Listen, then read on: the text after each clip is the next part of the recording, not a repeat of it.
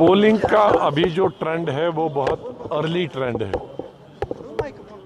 मेरे ख्याल में जो असली ट्रेंड पता चलेगा वो 6-7 बजे के बाद, क्योंकि नॉर्मली इलेक्शंस 8-9 बजे 10 बजे से पहले ख़त्म नहीं होते हैं पूरा रिजल्ट, लेकिन 6-7 बजे तक रियल ट्रेंड लगेगा।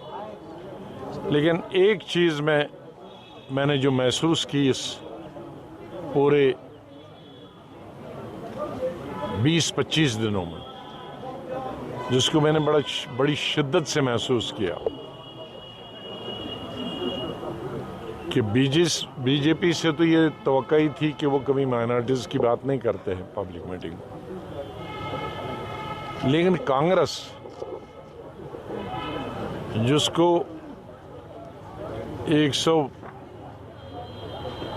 37 साल से 38 साल से चैंपियन माना जाता था माइनॉरिटीज़ का, तो इस वक्त पूरी बहस महदूद रही कांग्रेस लीडरों की, बीजेपी के लीडरों की, बैकवर्ड के कितने चीफ मिनिस्टर हैं। किसी ने, बीजेपी से तो आका नहीं थी, कांग्रेस ने एक दफा भी किसी लीडर ने टॉप लीडर से नीचे कि माइनॉरिटीज़ के कितने चीफ मिनिस्टर या माइनॉरिटीज़ की क्या रिप्रेजेंटेशन है, वो सर्विस में कितने हैं, मिनिस्टर कितने हैं, एमपी कितने हैं, हाँ?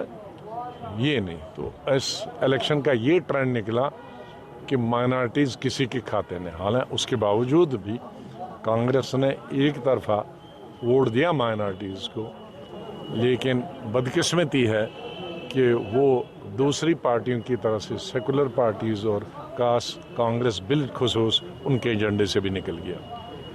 ये भाई से तशवीश भी है, फिक्र भी है, और ये आहिस्ता मैं पिछले कुछ सालों से ट्रेंड देख रहा हूँ।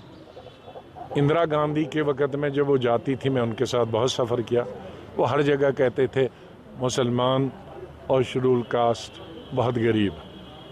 फिर आगे जब इंदिरा जी गई, वो मुसलमान माइनॉरिटीज़ में बदल गए। अब नई लीडरशिप जब से पिछले 8-10 साल से है, माइनॉरिटीज़ भी ख़त्म हो गया, अब हो गया बैकवर्ड और SC ST, माइनॉरिटीज़ गायब। मौजूदा हालात को आप किस तरह देखें? नहीं, मौजूदा हालात जो इलेक्शन आएगा, हालात तो पार्लियामेंट इलेक्शन आएगा, 3-3.5 महीने तो पार्लियामेंट इलेक्शन को, जैसे मैंने कहा, नॉर्मली 15 और 18 मार्च के करीब नोटिफिकेशन होती है, और पार्लियामेंट का इलेक्शन 7-8 फेजेस में मई तक चलता है, लेकिन शुरुआत उसकी नोटिफिकेशन से ही होती। तो इसलिए पार्लियामेंट से पहले जो भी ट्रेंड हो उससे पार्लियामेंट पे भी बहुत असर पड़ेगा, इतना ही कह सकते हैं। जहाँ पे अभी इलेक्शन हो रहे हैं तो किस तरह आप रिजल्ट को देख रहे हैं, चाहे वो मध्य प्रदेश हो? मैंने यही बताया ना कि अभी बहुत अर्ली है, सवेरे है, अभी ट्रेंड पर ये कहना कि क्या क्यों हुआ, अभी जो मैं महसूस कर रहा था, एक सब लीडरों की स्पीचेस, वो मैंने आपको बताई कि माइनॉरिटीज़ कांग्रेस के एजेंडा से गायब। DPIP को कहाँ देख रहे हैं सर आगे? इंशाल्लाह बहुत आगे बढ़ेगी। आप चेंज तो देख ही रहे, बदलाव।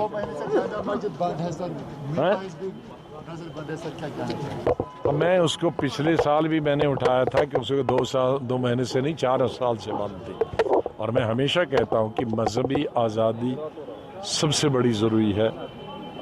आज़ादी की एक निशानी होती कि सबको अपनी नमाज पढ़ने का, नमाज पढ़ाने का बराबर हक होना चाहिए, और जो कि हमारे कॉन्स्टिट्यूशन में, हमारे आईन में है, और इसी तरह से मीरवाइज साहब भी और बाकी जितने भी उलमा हैं वो रहा होने चाहिए, और उनको खुली आज़ादी होनी चाहिए अपने मज़हब की इबादत करने की और दूसरे लोगों तक पहुंचने की। बिजली का बड़ा बहरान है, आप भी चीफ मिनिस्टर रहे हैं, आपने स्टेट को चलाया है, इतना बिजली का बहरान नहीं था जो आजकल है, बहुत ज्यादा कटौती। मैं पिछले साल जनवरी फरवरी में ही कह दिया था कि पूरा साल बहुत मुश्किल होगा, क्योंकि आप में से सबको मालूम है लेकिन इधर ध्यान नहीं देते। पिछले साल बर्फ न होने के बराबर हुई, और ये बर्फ होनी चाहिए मार्च में नहीं, अप्रैल में नहीं।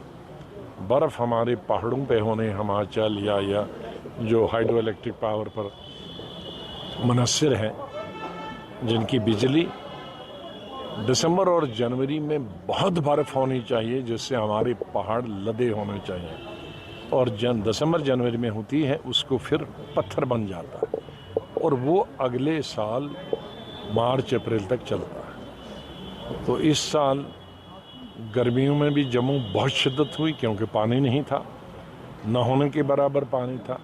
तो वैसे भी सर्दियों में बर्फ जब जम जाती है तो फिर पानी कम होता है, बिजली कम होती, लेकिन इस दफ़ा बर्फ ही नहीं गिरी थी, तो दो नुकसान हुए। ये हमारे